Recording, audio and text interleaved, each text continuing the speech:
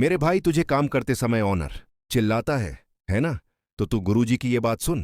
अपमान होता है, अवहेलना होती है, तिरस्कार होते हैं, निंदा होती है, उपहास होते हैं, तो ऐसे में हमारे जी कार्य करना बहुत कठिन हो जाता नहीं, है। ऐसे में खूब उत्साह पूर्वक काम करो। यदि हम गलत हैं तो सुधार कर लेना चाहिए, और यदि गलत नहीं है तो हमें बेपरवाह हो जाना चाहिए, हमें मस्त रहना चाहिए, हमें किसी की बातों में नहीं आना चाहिए। कभी सहन नहीं होता।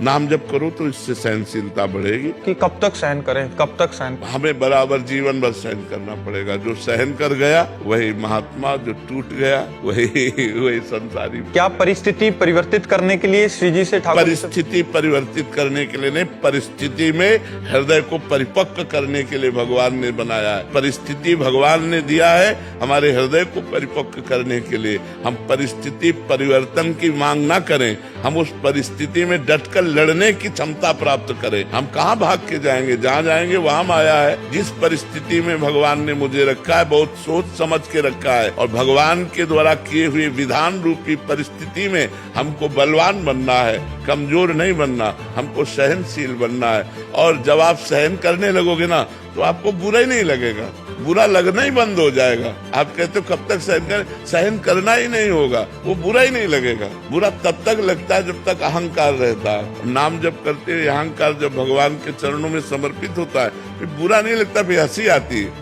जैसे पागल आदमी आपको कुछ बोले तो आपको बुरा नहीं लगेगा, क्योंकि आपको पता पागल है। ऐसे ये माया में पागल लोग हैं, यदि निंदा करते हैं, अपमान करते हैं तो हमें मुस्कुरा के चल देना चाहिए, हमें बुरा नहीं मानना चाहिए। और ये क्षमता आएगी भजन से, जितना भजन करोगे उतने सहनशीलता बढ़ेगी।